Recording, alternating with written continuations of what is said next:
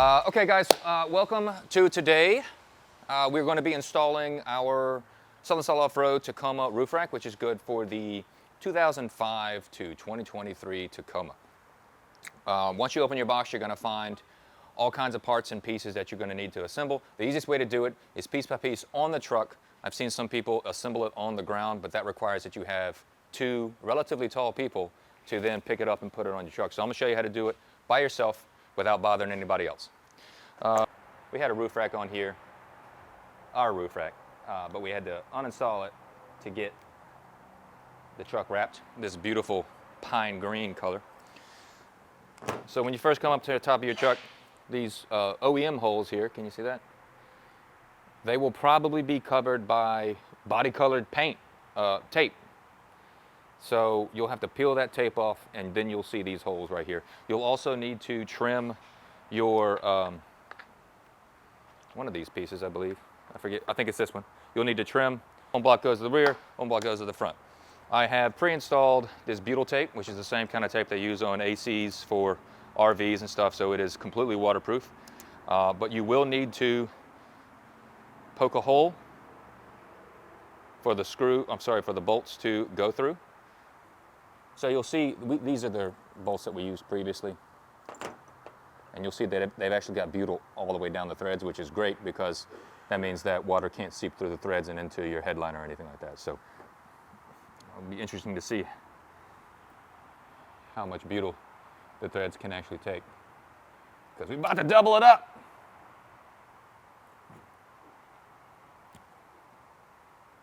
Golly. Ah, that's a lot of butyl. All right, we're gonna line this bad boy up in here. And now I'm not tightening these up. I'm just using it as a locator right now.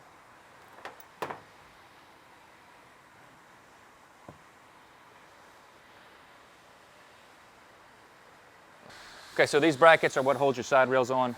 They face outwards, and you'll see they've got slots here that allow for adjustment. So when we put our bolts through, we're going to leave it loose. We'll tighten these down a little bit. We'll leave it loose so that whenever we install our side rails and get everything together, we can adjust it just right so that everything's square. We're going to take our side rails, and you'll see that the SSO, it should be legible. So this one goes on the driver's side. The other one will go on the passenger side. The rib nuts will also be flat, so you'll know which side they go on. Just going to get these started here.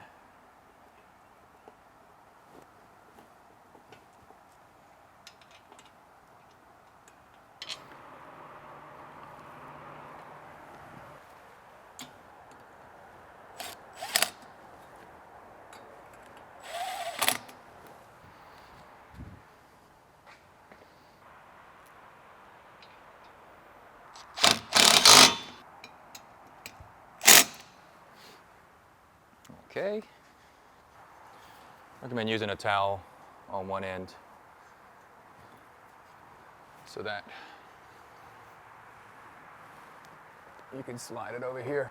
Just take your 1/4-20s, and we're trying to, I started at the back because we're testing out this shark fin placement here and our newly redesigned rack. We actually have 5 different holes for you to choose where to put this thing. So we're gonna get this started here. I think this is a good spot.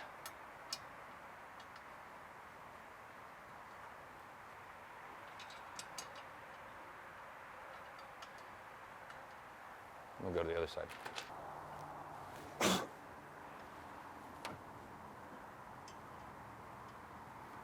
And just remember, if you did want to attach accessories, now's the time to do that, to slide those into the T-slots.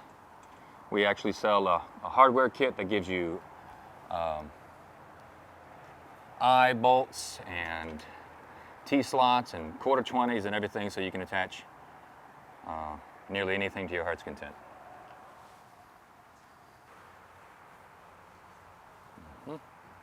We're spacing these out. We're going to do every other one. And keep in mind, you can buy additional crossbars from us if you wanted to fill the whole rack. That's completely possible and doable. You can check that out on our website. You will notice that I'm leaving all of them loose still. And we will leave them all loose until we get that front wind fairing in place. Because that front wind fairing is you know, it's all going to dictate the width, but it'll be far easier to install that front wind fairing when you've got some wiggle room.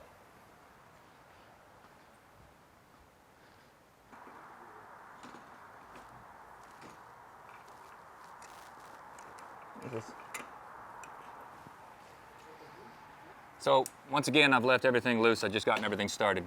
And that is so that we can get everything fit the way it should. So now that we've got our roof rack our wind fairing in place,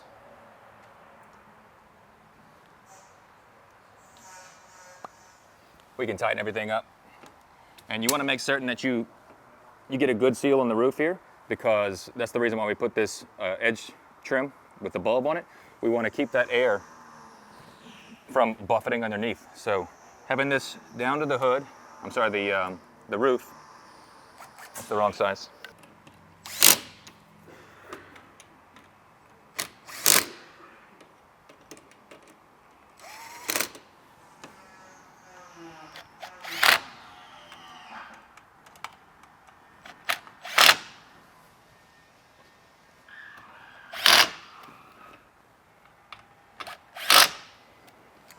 And now that we can go ahead and do this. Now we can tighten these up.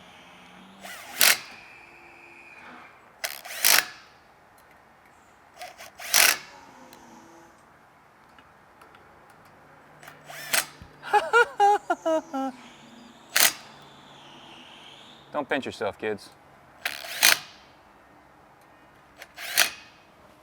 But basically, once we've installed the wind fairing and also these rear crossbars, we're going to have a square roof rack. And at that point, we'll be able to adjust it side to side and then tighten these M6s down exactly where they need to be.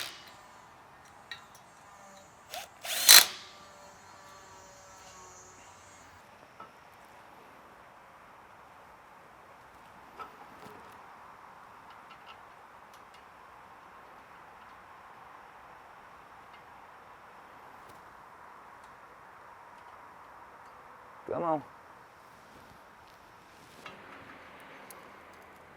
Yeah, some of these bolts are rusty, and that's because I took them out of a rusty thing, prototype. Get over it or tell me about it in the comments. I can't wait. Last but not least, we have this bar in the back. Oh, that was perfect. So much clearance for the dealio. Yeah, beautiful. So this is where you want to make certain of that you've got clearance between your little shark fin dealio and these bars. It will not affect reception. We've never had a single person call us and say they couldn't get their satellite radio after. I do like having one on the back because then I'm able to put my Baja Designs chase bar on there for those serious races that I'm going to be in later with my Tacoma, just in case, so no one runs into the back of me.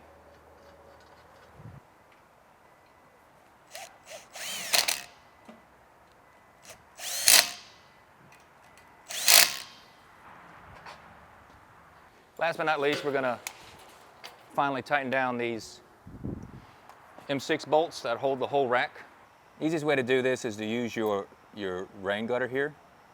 And it looks like I want to be just past 1 3/8. What is that? 1, 2, 3.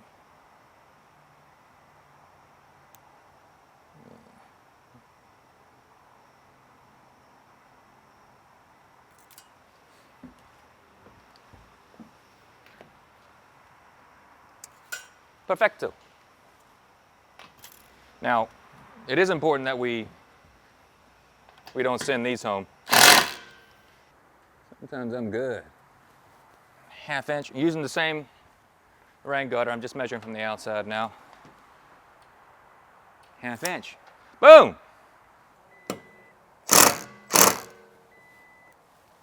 What? So if you opted for a non-light bar wind fairing, it'll look just like this. And obviously when you install it, you'll have a much broader wind fairing, but it still gives it a nice clean look. And you can always switch these out later if you decide to run a 40-inch light bar at a later date. So when you go to install your light bar, we've got two brackets here. This is the passenger side. This is the driver's side.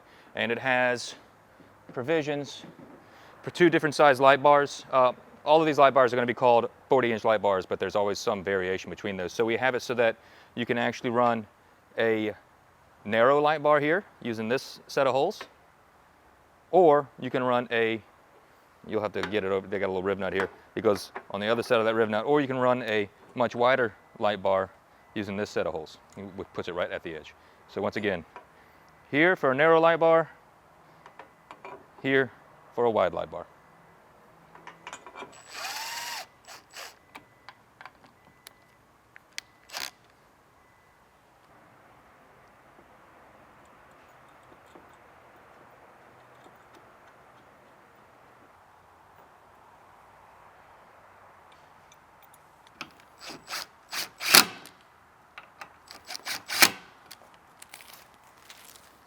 Voila!